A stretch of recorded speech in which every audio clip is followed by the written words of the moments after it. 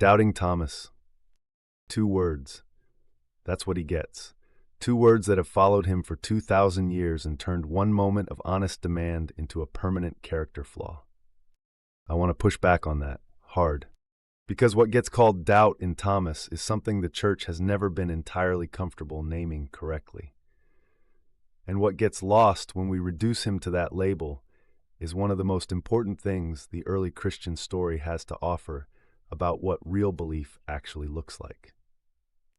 This is the second in a 3-part series looking closely at 3 figures from early Christianity who each illuminate something distinct about how faith works. Thomas represents the cognitive vector, belief, the meaning-making side of faith, the part that asks what is actually true and refuses to carry weight it hasn't verified. But before we can get there, we have to deal with the label. Doubting Thomas enters the language as a phrase meaning someone who refuses to believe without proof, someone whose skepticism is the problem, someone who needs to be corrected. And the correction is supposed to come from the famous line that follows his demand, "Blessed are those who have not seen and yet have believed." That line gets used constantly to shame the questioning mind, to suggest that the highest form of faith is the one that doesn't ask, that certainty without evidence is a virtue, and that needing to touch the wound before you say it's real is a failure of spiritual character. I don't think that reading holds up. Look at what Thomas actually does. The other disciples tell him they have seen the risen Christ. And Thomas says, I need to see the wounds. I need to touch them. I need to know this is real before I say it's real. That is not weakness. That is integrity. Thomas is being asked to carry the most consequential claim in human history, the resurrection of Christ, the thing the entire faith hinges on. And he says, I need to verify this before I stake everything on it. That is not a man failing his faith. That is a man taking his faith seriously enough to refuse to perform a certainty he doesn't actually have. Borrowed certainty is one of the most dangerous things in religion. A belief you haven't actually tested doesn't hold when pressure arrives. It performs well in comfortable settings and collapses exactly when it's needed most. Thomas wasn't interested in that kind of belief. He wanted something load-bearing, something he could actually stand on. And here is what I think gets almost completely missed about Thomas in most Christian teaching. Jesus reserved his sharpest, most critical words not for doubters, not for the ones who said, I need more before I can move forward, not for the questioning mind or the honest demand.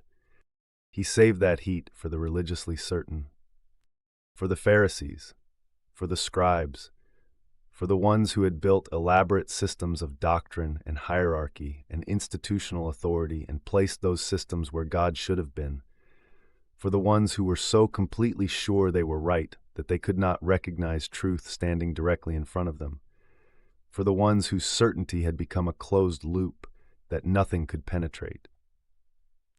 Read the red letters carefully. The harshest language Christ uses anywhere in the Gospels is aimed squarely at performed religious certainty. Whitewashed tombs, blind guides. You shut the kingdom of heaven in people's faces, and you will not go in yourselves. Thomas was none of that. Thomas was honest. Uncomfortably, inconveniently, stubbornly honest. And when Christ appears and says, touch the wounds, that is not a rebuke dressed up as mercy. That is presence meeting the part of us that will not move until meaning is confirmed. Christ doesn't punish Thomas for asking. He shows up for him. He gives him exactly what he asked for. That moment is worth sitting in.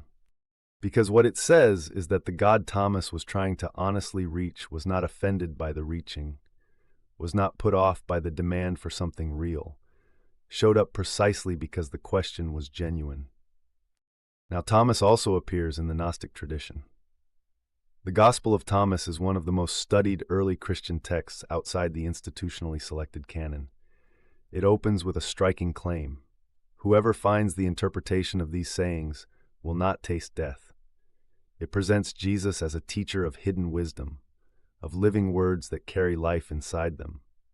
Whether you treat that text as scripture or as a window into early Christian thought, what it associates with Thomas is significant, not blind faith, not institutional compliance, seeking, finding, the ongoing interpretive work of someone who takes the words of Christ seriously enough to keep pressing into them.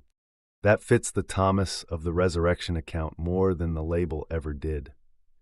What Thomas brings to the faith field is something that gets chronically undervalued in Christian spaces that prize certainty as a virtue. The willingness to ask the hard question out loud. The refusal to perform a faith you don't actually have. The understanding that belief only becomes load-bearing when it has been tested and has held. That is not doubt as a destination. That is not skepticism as an identity. That is the cognitive vector doing exactly what it is supposed to do, pressing into what is true, refusing to settle for what is merely comfortable or socially expected or institutionally approved.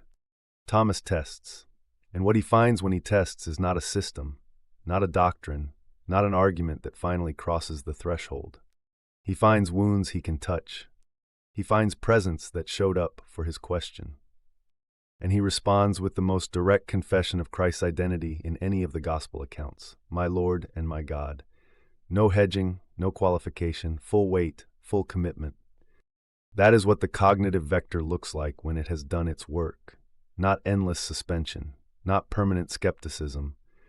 A belief that has been tested and has held and can now carry the full weight of what it's being asked to hold. Thomas pressed, and what he found was solid enough to hold the rest of his life on. The doubt is part of his story, but only part. And that is exactly what the church has never wanted to sit with. Because if doubt is not a flaw to be corrected, but a legitimate part of how real belief gets built, then the communities that have been shaming honest questions for 2,000 years have not been protecting faith. They have been hollowing it out. Thomas didn't hide his doubt. He said it out loud in a room full of people who already believed, and Christ showed up for it. Not to rebuke him, not to make an example of him, to give him exactly what he asked for. So here's the question I want to leave you with. Not whether you have doubts, but what happens to a faith that has no room for them?